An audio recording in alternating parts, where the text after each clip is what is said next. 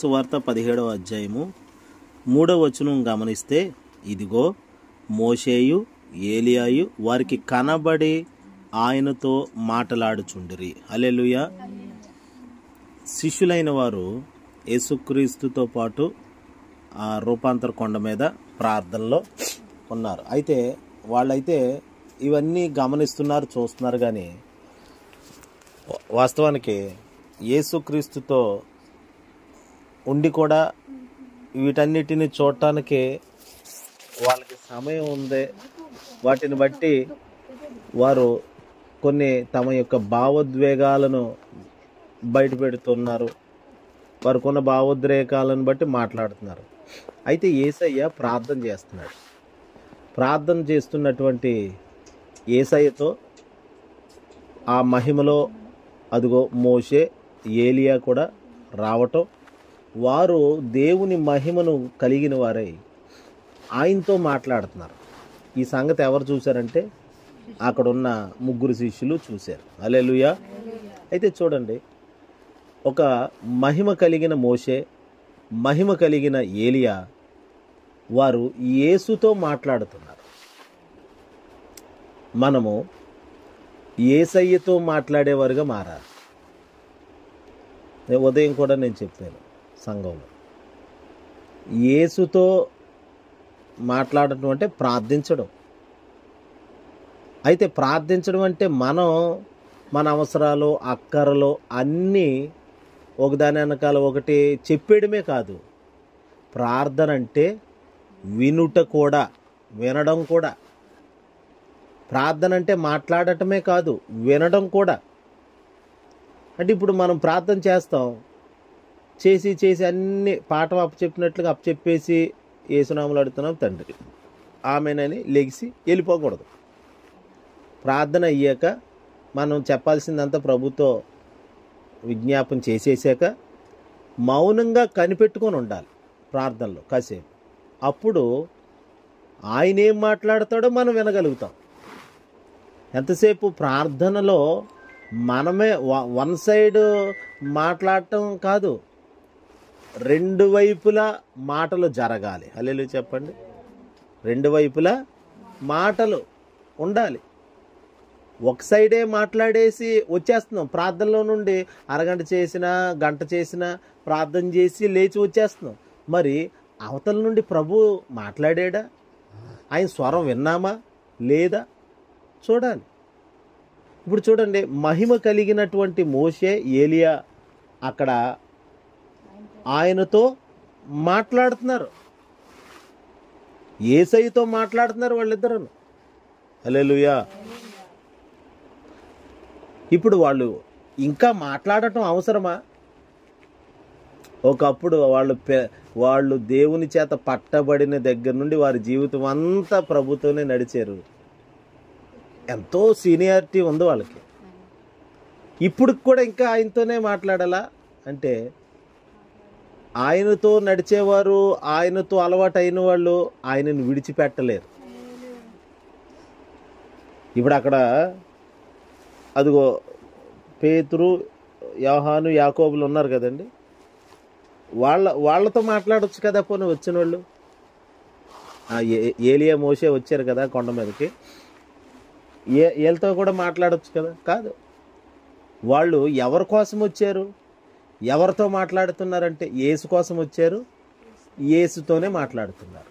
హల్లెలూయా. మందిరానికి వచ్చినప్పుడు మనం దేవునితో మాట్లాడాలి, దేవుని కోసమే రావాలి, దేవునితోనే మాట్లాడాలి. ఇంకొక ఆప్షన్ మనకు ఉండకూడదు. దేవుని మందిరం అంటే, దేవుని సంఘం అంటే, సంఘములో చక్కగా ప్రభుతో మాట్లాడాలి, ప్రభు చెప్పేది చెవికెక్కించుకోవాలి. ఈ రెండు వైపులా జరగాలి. మన నుండి జరగవలసింది జరగాలి, ఆయన నుండి ఏం జరగాలో ఆయన జరిగిస్తాడు. దానికి అన్నిటికీ విధేయత చూపి ఒడంబడికతో నిబంధన చేసుకొని ఆయనతో నడవాలి. అప్పుడు ఆయన చేసే కార్యాలు ఏంటంటే ఆయన కూడా మాట్లాడతాడు. హల్లెలూయా. మోషే ఏలియా వాళ్ళిద్దరూ ఇంకా అప్పుడు చేసింది చాలు కదా, అప్పుడు మాట్లాడింది చాలు కదా, మీ జీవితాలన్నీ, మీ జీవితం అంతా ఆయన కోసం దారబోసారు, కుమ్మరించుకున్నారు జీవితాన్ని. ఇప్పుడు కూడా మాట్లాడాలా? అవును. మా జీవితం అంటే మేము యుగ యుగాలు ఆ మహిమలో మేము మహిమను కలిగి ఉన్నామంటే అదిగో ఆయన మహిమే మేము కలిగి ఉన్నాం. ఆయన ఇచ్చిన మహిమలోనే మేము ఉన్నాం.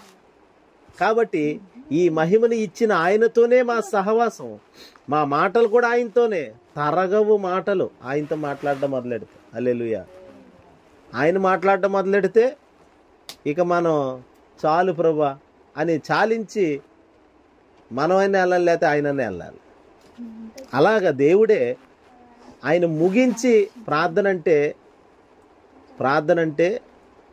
ఆయన, మనం ప్రార్థన చేస్తాం కదండి, మనం ప్రార్థన చేసి ఆయన ఏం చెప్పాలో చెప్పిన తర్వాత ఆయన ముగించి వెళ్ళటం కూడా. మనం ముగించి రావటం కాదు, ఆయన మాట్లాడటం అయిన తర్వాత ప్రార్థన అయ్యిందని అర్థం. ఒక గంట సేపు ప్రార్థన చేసుకొని ముగించుకొని వచ్చేసామండి, అది కాదు.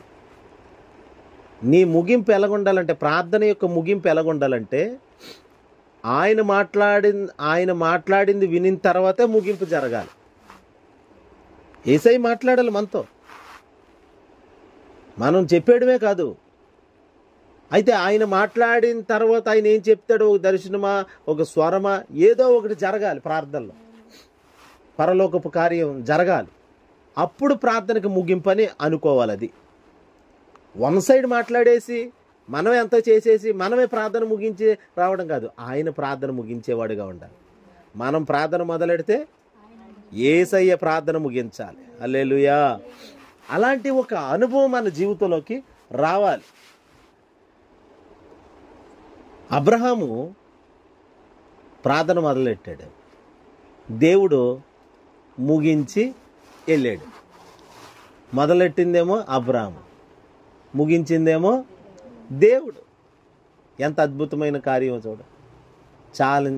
ఆదికాండంలో ఇందాక ఒక సేవకులు కూడా ఈ మాట గుర్తు చేశారు. 18వ అధ్యాయం, ఆదికాండం 18వ అధ్యాయము 33. యెహోవా అబ్రహాముతో మాట్లాడుట చాలించి వెళ్ళిపోయాను. అబ్రహాము తన ఇంటికి తిరిగి వెళ్ళాడు. అది కదా, అబ్రహాముతో మాట్లాడుట చాలించి ముగించి అప్పుడు వెళ్ళాడంట. అసలు ప్రార్థన ఎవరు మొదలెట్టారు చూడండి అక్కడ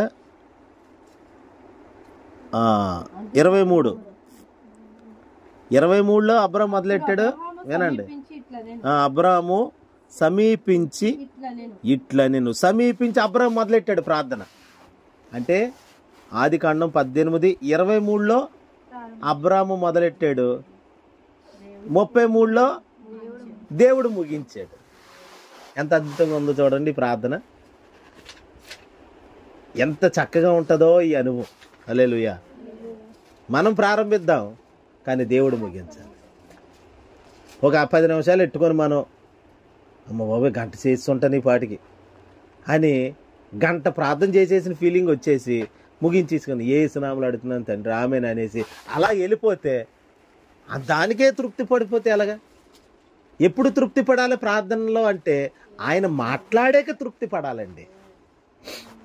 ఆయన ఎప్పుడైతే మనతో మాట్లాడేస్తాడో ఆయన అప్పుడు వెళ్తాడు. హల్లెలూయా. యేసు లేని ప్రార్థన మనకి ఎందుకండి? వారు ఆయనతో మాట్లాడుచుండిరి, వారు కలిగిన మహిమలో ఆయన ఉన్నాడు అక్కడ. మన మహిమలో యేసయ్య లేకపోతే మనకు మహిమ అనవసరం. నేను ఎంత గొప్పవాడిగా ఉన్నా, ఎంత పేరు ప్రఖ్యాతులుగా ఉన్నా, ఎన్ని కలిగి ఉన్నా, అందులో యేసయ్య లేకపోతే వేస్ట్. వారు మోషే కలిగిన మహిమలో యేసు ఉన్నాడు, ఏలియా కలిగిన మహిమలో యేసు ఉన్నాడు. హల్లెలూయా. గొప్ప ఆరాధికుడండి, చాలా బాగా ఆరాధన చేస్తాడండి. కానీ ఆరాధనలో యేసు లేకపోతే అంత ఆరాధన వేస్ట్. అబ్బా మహిమకరమైన ఆరాధన అండి. అబ్బా ఎంత పెద్ద చర్చ్ అండి, ఎంత మహిమగా ఉందండి చర్చ్ చూస్తుంటే, ఎంత సుందరంగా ఉందండి. సుందరంగా ఉన్నది ఓకే, యేసు ఉండాలి అక్కడ. హల్లెలూయా. ఎంతో మంచి పాస్టర్ గారు, ఎంతో మంచి పాస్టర్ అమ్మ గారు, ఎంతో మంచి విశ్వాసి. అయితే ఇదే మందిరం, మనమే మందిరం కాబట్టి దేవునికి, ఈ మందిరంలో యేసు ఉన్నాడా? యేసు ఉంటేనే ఆ మహిమకు మహిమ, ఆ మహిమకు విలువ. యేసు లేని మహిమ, యేసు లేని గౌరవం, యేసు లేని ఘనత వ్యర్థమే, బూడిదలో పోసిన పన్నీరే, అక్కరలేదు అది. ఇప్పుడు మోషే కలిగిన మహిమలో యేసయ్య కనబడుతున్నాడు అక్కడ. ఏలియా కలిగిన మహిమ, ఆయన మహిమను మోసుకొచ్చి ఆ కొండ మీద పెడితే అందులో యేసయ్య ఉన్నాడు అక్కడ. ఇప్పుడు ఆ మహిమలో మాట్లాడుకుంటున్నారు యేసయ్యతో. యేసయ్య ఉన్నాడు కాబట్టి మాట్లాడుతున్నారు. మన ప్రార్థనలో యేసయ్య ఉండాలి. అన్నీ మనమే చెప్పేసి మనమే ముగించేసి, కర్త కర్మ క్రియ, నిర్మాత డైరెక్టర్ ఏ ఉంటాయి కదండి, అలా అన్నీ మనమైతే ఎట్లా? హల్లెలూయా. ఆయన ఉండాలి యజమానుడు. మన ప్రార్థనలో ఆయన ఉండాలి, మన ఆరాధనలో ఆయన ఉండాలి, మన భక్తిలో ఆయన ఉండాలి. మనం చాలా పరిశుద్ధుడండి ఈయన. అయితే నీ పరిశుద్ధతలో యేసు ఉంటేనే పరిశుద్ధత. అది చాలా దాన ధర్మాలు చేస్తాడండి, చాలా దానకర్ణుడండి. యేసు ఉంటేనే ఆ దాన ధర్మాలకి విలువ. హల్లెలూయా. యేసు లేనిదంతా వట్టిది, ఖాళీదే, వేస్ట్. అది ఇక దానికి వాల్యూ ఉండదు, కొనుబడి ఉండదు, రాబడి ఉండదు దానికి. అందుకని దేవుని బిడ్డలారా, మనము యేసుని కలిగి ఉండి అప్పుడు ఆరాధన చెయ్యాలి. యేసు మీదే మనం లక్ష్యం ఉంచి, యేసుక్రీస్తు మీదే మన గురి నిలిపి, అందుకే వెనుకున్న వాటిని మరచి నా ముందు యేసు ఉన్నాడు, గురువైపే నేను చూచుచూ పరిగెత్తుచున్నాను. హల్లెలూయా. చూడండి ఆ మాట హెబ్రీ పత్రికలో 12వ అధ్యాయంలో చదవండి.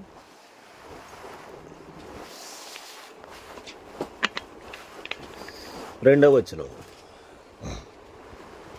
మరియు ఎంత గొప్ప సాక్షి సమూహము మేఘము వలె మనలను ఆవరించి ఉన్నందున మనము కూడా ప్రతి భారమును సులువుగా చిక్కులు పెట్టి పాపమును విడిచిపెట్టి విశ్వాసమునకు కర్తయు దానిని కొనసాగించువాడునైనా యేసు వైపు చూచుచు. అదిగోండి, ఎవరి వైపు చూడాలి ఇప్పుడు? మనం ఆయన మీదే లక్ష్యం ఉంచాలి, క్రీస్తు మీదే ఆనుకోవాలి. ఆ హెబ్రీ పత్రికలోనే ఆయన మీదే లక్ష్యం ఉంచుడి అని కూడా ఉంటుంది. 2వ అధ్యాయం ఏమో చూడండి. 2వ అధ్యాయమా హెబ్రీ పత్రికలో 2వ అధ్యాయము లక్ష్యం ఉంచుడి అని ఉంటుంది చూడండి. హల్లెలూయా. ఎక్కడ ఉంది?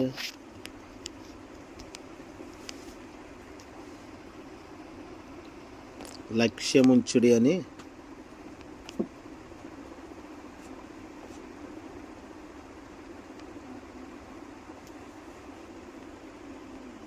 3:1 చూడండి. 3వ అధ్యాయము 1వ వచనం.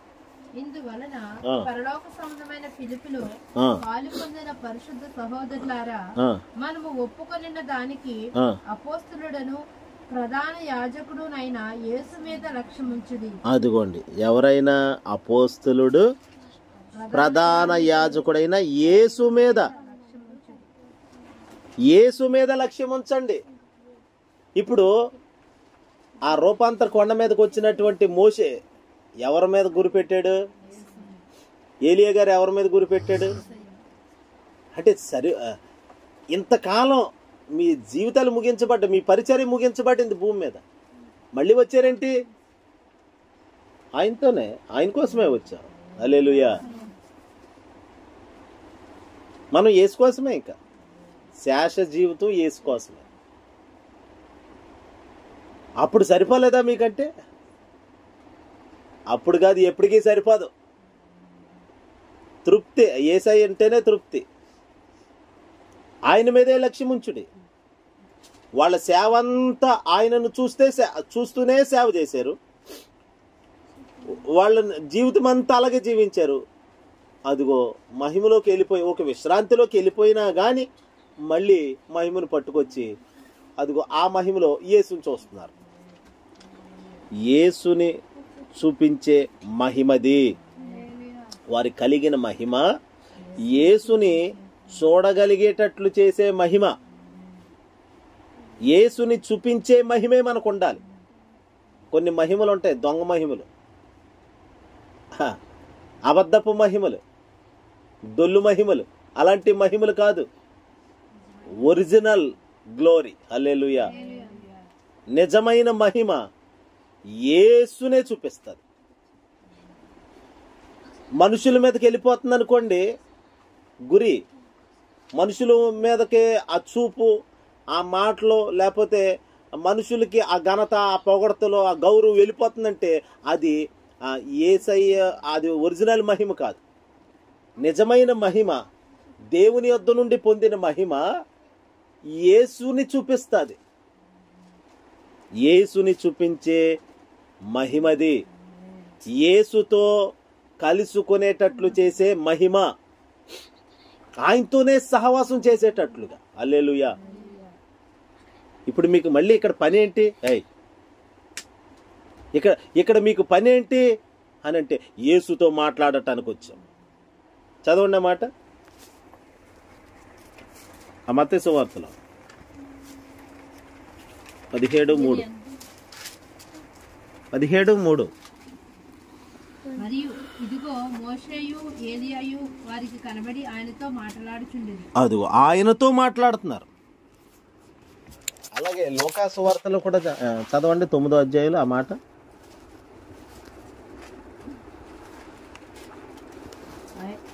ఇద్దరు పురుషులు ఆయనతో మాట్లాడుచుండెను. వారు మోషే ఏలియా అని ఆయనతో మాట్లాడుతూ ఉన్నారంటండి. ఈ సువార్తలు రాసిన వాళ్ళు కూడా పరిశుద్ధాత్మ చేత ప్రేరేపించబడి రాసిన ప్రతిదీ కూడా అలాగే కనబడుతుంది. చూడండి, అక్కడ ఆయనతో మాట్లాడుతూ ఉన్నారు. వారెవరంటే మోషే, ఏలియా. తనివి తీరతాలేదు.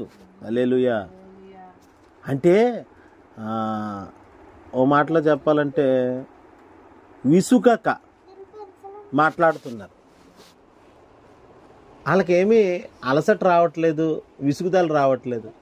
జీవితం అంతా ఆయనతోనే మాట్లాడి సేవ చేశారు. ఇప్పుడు కూడా ఆయనతోనే మాట్లాడుతున్నారు. ఇప్పుడు కూడా ఆయనతోనే ఉన్నారు, ఆయనతోనే మాట్లాడుతున్నారు. హల్లెలూయా. అదే కాసేపు అంటే బోరు కొట్టేస్తుందండి. దేవుని సన్నిధిలో ఉండి బోరు కొట్టేస్తే అది ఒట్టిదే. మళ్ళీ ఎప్పటికీ బోరు కొట్టకూడదు, అంతే. తాజాగా ఉంచాలి. హల్లెలూయా. దేవుని మహిమ మనల్ని రోజుకు రోజు తాజాగా చేసేస్తుంది. హల్లెలూయా. కూర్చో. దేవునితో ఉంటే వాళ్ళు పొందిన మహిమ, దేవుని యొద్ద నుండి పొందిన మహిమ, అలాంటి మహిమ వారిని రోజు రోజుకి తాజాగా ఉంచుతుంది. ఈరోజు రిఫ్రెష్ అయిపోయారు, తాజాగా ఉన్నారు, నూతనంగా ఉన్నారు. మళ్ళీ ఈ రోజు గడిచాక ఇంకో రోజులోకి వెళ్తారు కదా, మరుసటి రోజులోకి. ఈ రోజుది కాదు, ఇంకా రేపటిదే. ఈ రోజు తాజాదానం రేపటికి పనిచేయదు. ఈరోజు తాజాదానం, ఈరోజు స్వచ్ఛత, ఈరోజు మహిమ ఈరోజే. ఎప్పటికప్పుడు మహిమను అనుభవిస్తూ పొందుకుంటూ ఉన్నారు. ఆ మహిమ వారిని అలా తాజాగా నూతనంగా ఉంచుతుంది. హల్లెలూయా. వారు మోషే, ఏలియా.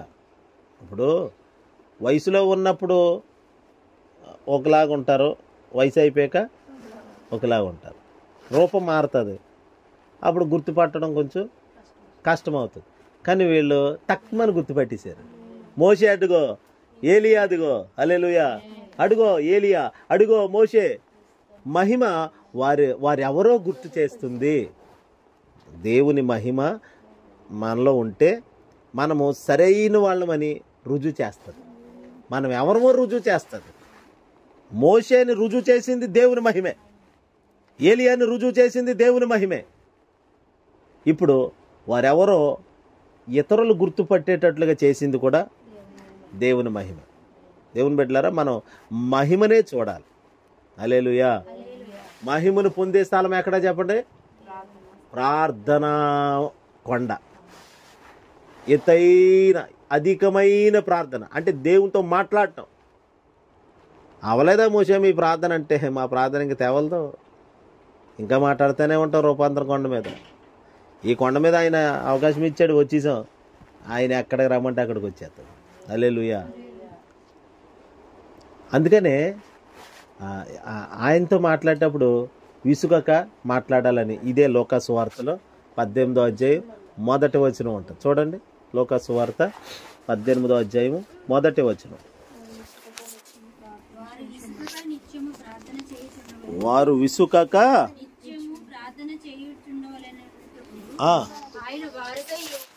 ఆయనే చెప్తున్నాడు, మీరు మాట్లాడండి, నాతో మాట్లాడండి. ఒక్కొక్కసారి మనం అంటాం కదండి, సరే పని అవ్వలేదు కదా, నేను వెళ్ళి ఆ అధికారితో మాట్లాడతాను, పని అయిపోతుంది అంటాను. నేను వెళ్ళి మాట్లాడతాను, ఎస్ఐ గారితోనే మాట్లాడతాను, డిఐజీ గారితోనే మాట్లాడతాను. అంటే మాట్లాడతానంటే ఆ స్టేజీ కలిగి ఉండాలి, ఆ స్థితి కలిగి ఉంటేనే వారి దగ్గరికి వెళ్ళి మాట్లాడి ఆ సమస్యను సాల్వ్ చేయగలుగుతాం. ఇప్పుడు ఎవరు పడితే వాళ్ళు వెళ్ళి మాట్లాడితే అతను చెప్పిన మాటకి ఆయన అంగీకరిస్తారండి? అంటే ఆయన స్థితికి తగినట్లుగా ఉండాలి. ఇప్పుడు ఆయనతో మాట్లాడి ప్రతి దానిని పరిష్కరించాలి. దేవునితో మాట్లాడి ఆయనతో మాట్లాడి పరిష్కరించాలంటే చిన్న విషయమా? ఆ స్థాయికి లేపబడాలి మనం కూడా. హల్లెలూయా. ఇప్పుడు గొప్ప గొప్ప ప్రార్థనా పరులు ఉన్నారు, సీనియర్లు, పండిపోయిన వాళ్ళు. వాళ్ళ చేత ప్రార్థన చేయించుకోవాలనుకుంటారు భక్తులు కనబడగానే. ఈశాన్న గారు, ఆర్ఆర్కే మూర్తి గారు, డిజిఎస్ దినకరణ గారు, పెద్ద పెద్దవాళ్ళు కనబడగానే అమ్మో వాళ్ళతో చిన్న ప్రార్థన చేస్తే. ఎందుకని? వాళ్ళు దేవునితో మాట్లాడి మాట్లాడి మాట్లాడి ఆ స్థితికి వెళ్ళి ఉన్నారు, ఎదిగి ఉన్నారు. వాళ్ళు ఆ మహిమలో ఎదిగారు. ప్రార్థన ఆయనతో పాటు ఎదిగేటట్లుగా చేస్తారు. ఆ ప్రార్థనలో వచ్చే మహిమ కూడా మనల్ని ఎదిగేటట్లు చేస్తారు. మహిమ మనల్ని ఎదుగుదలలోకి తీసుకెళ్తుంది, దేవునిలాగా మారుస్తుంది, దేవునితో సమానంగా ఎదిగేలాగా చేస్తుంది మహిమ. మనం అసలు ఆయనకి సాటి కాదు, కానీ ఆయన దానికి అంగీకరించాడు. నేను నా మహిమను ఇదిగో ఆ పెంట మీద ఉన్నవాడికి ఇస్తున్నాను, ఇప్పుడు ఆ పెంట మీద ఉన్నవాడు నా స్థానానికి రావాలి, అక్కడి నుండి నా స్థానానికి రావాలి అనుకుంటాడు ఆయన. అంతేగాని రే నువ్వు పెంట మీద ఉన్నవాడు పెంట మీదే ఉండు అనేవాడు కాదు మన దేవుడు. హల్లెలూయా. మహిమ పెంట మీద ఉన్నవాడిని తీసుకెళ్లి సింహాసనం మీద కూర్చోబెట్టారు. హల్లెలూయా. ఆయన ఉద్దేశం చూడండి, మొదటి సమూయేలు గ్రంథం 2వ అధ్యాయంలో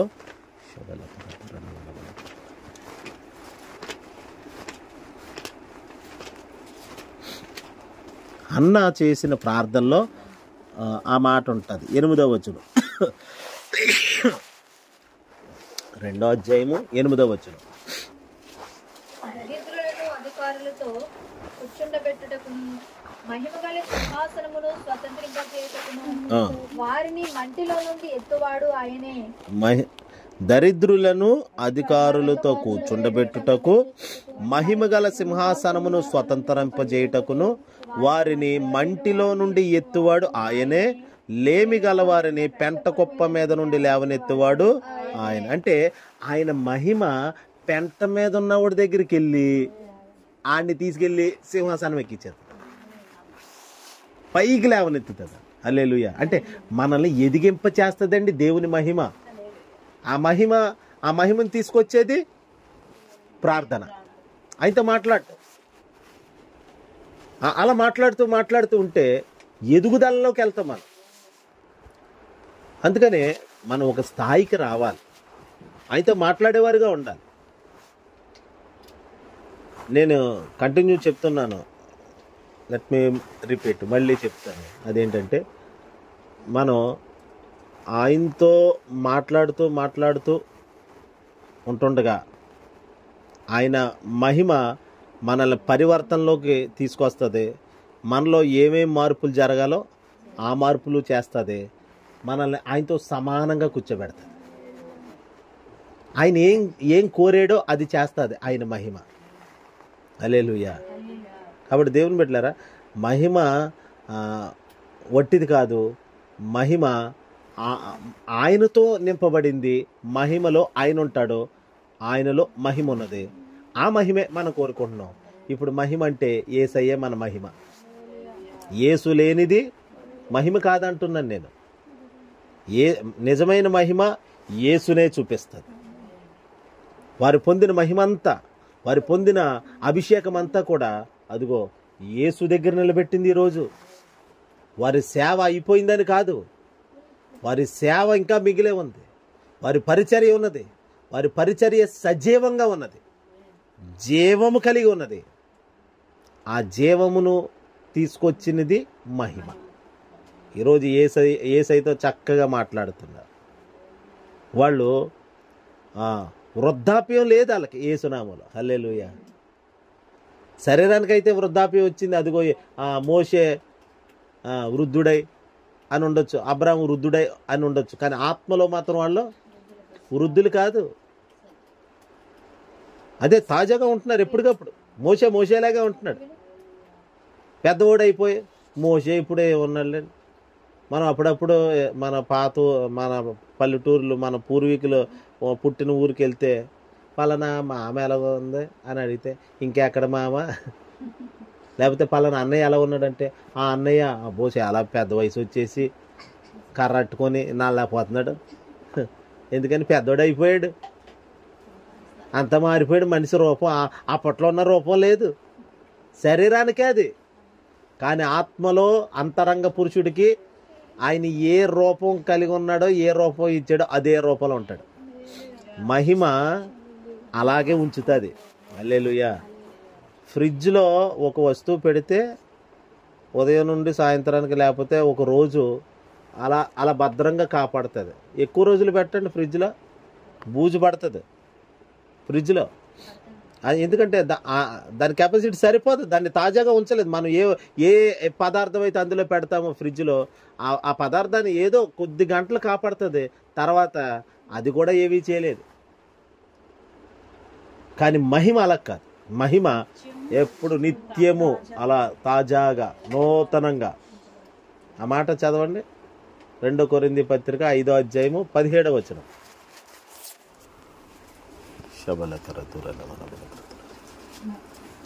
2 కొరింథీ పత్రిక 17వ అధ్యాయము 2 కొరింథీ పత్రిక 5వ అధ్యాయము 17వ వచనం. ఎవడైనను క్రీస్తు నందున్న ఎడల వాడు నూతన సృష్టి, పాతవి గతించెను, ఇదిగో క్రొత్తవాయెను. అదిగోండి, వృద్ధాప్యం గతించ అంటే ఇంక ఉండదు. మహిమలో ఉన్నవాడికి వృద్ధాప్యం ఉండదు. ఎవడైనను క్రీస్తునందున్న ఎడల, అందుకనే మోషేలా కనబడుతుంది. అప్పుడు మోషే ఇంకా ఇన్ని వేల సంవత్సరాలు అయినా కానీ అలాగే ఉన్నాడు అంటే దాని అర్థం. హల్లెలూయా. మనం కొంతమంది కోసం అప్పుడప్పుడు చెప్పుకుంటాం, అయ్య బాబా మనిషి అప్పుడు ఎలా ఉన్నదో ఇప్పుడు అలా తిండి బాలం అంటారు.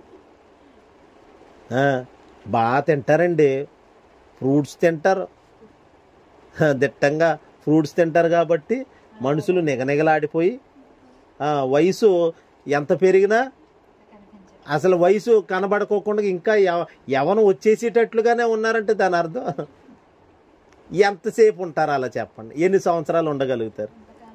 వాళ్ళు తీసుకునే ఔషధాలు కానీ, తీసుకునే కాస్మెటిక్స్ కానీ, వాడే పదార్థాలు విలువైన ఎంత ఖరీదైనవి వాడినా కానీ ఎంతకాలం ఆ దేహానికి వృద్ధాప్యం బయటకు కనబడుకోకుండా మెయింటైన్ చేయగలరు? డబ్బంతా పోగేసినా కానీ 100 సంవత్సరాల కంటే ఇంక మెయింటైన్ చేయలేరు. పోనీ 100 సంవత్సరాలు చేశారనుకోండి. హల్లెలూయా. ఇప్పుడు మనకెవరండి, అంబానీ వాళ్ళ అబ్బాయి గారు ఎలా ఉన్నారు పాపం, ఎంతో కోట్లు ఉంది. అంత ఆ కోట్లు డబ్బంతా పెట్టినా యవ్వనంగా ఆరోగ్యంగా ఉంచగలుగుతుందా ఆయన్ని? ఏం చేయలేరు. కానీ మహిమ చేస్తుంది, దేవుని మహిమ అలా చేస్తుంది. హల్లెలూయా. అందుకని మనం మహిమను కోరుతున్నాం. మోషే అలా కనబడుతున్నాడు, ఏలియా మహిమలో కనబడుతున్నాడు. వాళ్ళు కలిగిన మహిమ అదిగో యేసు దగ్గరికి తీసుకొచ్చింది, యేసును చూపిస్తుంది, యేసుతో మాట్లాడిస్తుంది. ఇదేనండి మహిమ. మనం పొందిన మహిమ ఒరిజినల్ అయితే యేసుతోనే ఉంటాం, యేసుతో మాట్లాడతాం. కొన్ని దుర్బోధలు వచ్చేసినాయి. దుర్బోధలు అంటే పరలోకపు తల్లి అని, తర్వాత బ్రెన్హామ్ అని, బ్రెన్హామ్ని దేవుడిగా చిత్రీకరించడం, ఇట్లా చేస్తున్నారు. యేసునామం అని చెప్తారు కానీ బ్రెన్హామ్ని దేవుడిగా, యేసుతో సమానుడిగా చెప్తారు. బ్రెన్హామ్ని చూసి నేర్చుకోవాలంట. బ్రెన్హామ్ ఎంత? భక్సింగ్ గారు ఏంటి, యేసన్న గారు ఏంటి, దినకరణ గారు ఏంటి, గొప్ప గొప్ప సేవకులు ఉన్నారు కదా, వీళ్ళందరూ కూడా యేసును చూపించారు.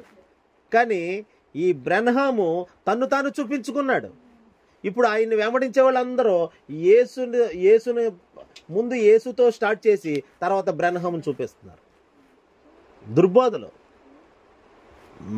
మన సేవ, మన మహిమ ఒరిజినల్ అయితే అది యేసును చూపిస్తేనే ఒరిజినల్. ఎక్కడికంటే వెళ్ళండి, ప్రపంచం అంతా తిరగండి, ఏ సంఘానికంటే వెళ్ళండి, యేసు తప్ప యేసు స్థానంలో ఎవరు కనబడినా అది డూప్లికేట్, అది ఒరిజినల్ కాదంతే. యేసును చూపించాలి. మోషే అంత సేవ చేసాడు పాత నిబంధన ధర్మశాస్త్రం పట్టుకొని. ఇప్పుడు చాలామంది సెవెంత్ డే అని, యెహోవా సాక్షులని ఆ ధర్మశాస్త్రాన్ని చూపిస్తారు, మోషేని చూపిస్తారు. ఈ యూదులందరూ మోషేని చూపిస్తారు. మోషే కాదురా నాయన, మోషేయే యేసుని చూపిస్తున్నాడు. హల్లెలూయా. ఇంకా ధర్మశాస్త్రాన్ని పట్టుకొని ఊగేసలాడకూడదు. ఆ ధర్మశాస్త్రం అంతా యేసుని చూపిస్తుంది.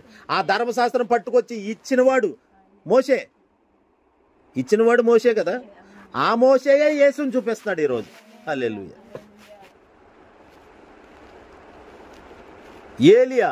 ఏలియా ఆత్మ, మళ్ళీ ఎవరు? ఈడే, అదే బ్రెన్హామ్. ఏలియా ఆత్మ అంటారు. తిరిగి వచ్చాడు, వెళ్ళిపోయాడు, రోడ్ యాక్సిడెంట్లో వెళ్ళిపోయాడంట, మళ్ళీ వస్తాడంట. ఏలియా ఆత్మ అంట. అసలు ఆ ఏలియా ఎవరిని చూపించాడు చెప్పండి బైబిల్లో? యేసుని చూపించాడు. మరి అది యేసుని చూపించేదే, యేసు మీద ఒక విశ్వాసిని యేసు వైపు నడిపించేదే నిజమైన మహిమ. అదే నిజమైన సంఘం, అదే నిజమైన ప్రకటన, అదే నిజమైన ప్రత్యక్షత. హల్లెలూయా. యేసే, ఇంకెవరో కాదు. ఇక యేసు లేని జీవితం శూన్యం. యేసు లేనిదే నడువలేను, ఒక అడుగైనా వేయలేను. యేసు లేనిదే నడువలేను, ఒక అడుగైనా వేయలేను. నడిపించు యేసయ్యా నా నడిపించు యేసయ్యా నా అడుగులు తడబడకుండా. యేసు లేనిదే నడువలేను, ఒక అడుగైనా వేయలేను. యేసు లేనిదే నడువలేను, ఒక అడుగైనా వేయలేను. హల్లెలూయా. యేసుతోనే మన జీవితం. ఎంత మహిమ కలిగిన మన డబ్బంతా, ఎంత కోట్లు సంపాదించు, యేసుని నిన్ను దూరం చేస్తే వద్దా డబ్బు? ఏ సహవాసమైనా, ఏ స్నేహమైనా, ఏ ప్రేమైనా, ఏ దయ అయినా, ఏ దయ రసమైనా, ఏదైనా కానీ యేసుని నిన్ను దూరం చేసేదైతే అది ఒట్టిది, డూప్లికేట్, ఒరిజినల్ కాదు. ఒరిజినల్ అనేది ఎప్పుడు కూడా దేవుని దగ్గరికి నడిపిస్తేనే, ప్రభుతో నిన్ను నిలిపితేనే అది నిజమైన సంఘము, అది నిజమైన సేవ, అతడు నిజమైన సేవకుడు, అది నిజమైన మహిమ. నిజమైన ప్రత్యక్షత, నిజమైన ప్రకటన. దేవుడు నాతో మాట్లాడాడండి, దేవుడు మాట్లాడిందే చెప్తున్నాను అంటారు కొంతమంది. యేసుని చూపించకపోతే ఆ బోధ, అది ఆ దుర్బోధ, అది దేవుని దగ్గర నుండి వచ్చింది కాదు. దేవుడు మాట్లాడని బోధ, అది మాట్లాడని బోధ. దేవుడు మాట్లాడే బోధ ఎలా ఉంటుంది? యేసుని చూపిస్తుంది. హల్లెలూయా. అందరూనేమో మోషే వైపు, ధర్మశాస్త్రం వైపు చూస్తుంటే మోషే అంట నా వైపు కాదు, ఆయన వైపు చూడాలి. హల్లెలూయా. ధర్మశాస్త్రాన్ని వెంబడించి వారలారా, ఒకవేళ మోషే కనుక ఇప్పుడు ఉండుంటే ఈ సెవెంత్ డే వాళ్ళని యెహోవా సాక్షులు కొరడా తీసుకొని సరిసేద్దుడు ఒక్కొక్కరు. నేను రాసిచ్చిన ధర్మశాస్త్రం పట్టుకుంటారా? ధర్మశాస్త్రానికి మించిన కృప దిగొచ్చింది. హల్లెలూయా. ఆయన చూడండి అంటాడు మోషే కనుకుంటే. హల్లెలూయా. ఈ పేరు మర్చిపోతుంది మాట్లాడితే. ఈ బ్రెన్హాము ఏలియా కనుకుంటుంటే, ఏలియా ఆత్మ, ఏలియా లాంటి వాడు అని అంటారేట, నాలాంటి వాడు అని ఆయన్ని చూసి భక్తి చేస్తారేటి అని వీళ్ళందరినీ, ఈ బ్రెన్హాముని వెంబడించే వాళ్ళందరినీ ఒక్కొక్క సరుపు సరిపి ఆయన చూడండి అని చెప్తాడు. హల్లెలూయా. మోషే అయినా ఏలి అయినా యేసునే చూపిస్తున్నారు. వాళ్ళ మహిమ అదిగో యేసుతో నిలబెట్టింది, యేసుతో మాట్లాడుతున్నారు. ఇంకా మేము మాట్లాడేదే ఆయనతో మాట్లాడుతున్నాం, మీరు కూడా ఆయనతోనే మాట్లాడండి అని మనకు చెప్పకనే చెప్తున్నారా కొండ మీద పాఠం. హల్లెలూయా. అందుకనే దేవుని పెట్టినారు. మనం ఇక యేసుకు మించిన గొప్పవాళ్ళు ఎవరు లేరు అంతే. మోషే అయినా ఏలి అయినా అంతకంటే గొప్పవాళ్ళైనా యేసు తర్వాత ఎవరైనా. హల్లెలూయా. కాబట్టి యేసునే వెంబడేద్దాం, యేసుతోనే ఉందాం. నిజమైన మహిమ యేసును చూపిస్తుంది. దేవుడి మాటలు మన వినికిల్లో దీవించును గాక. ప్రార్థన చేసుకుందాం.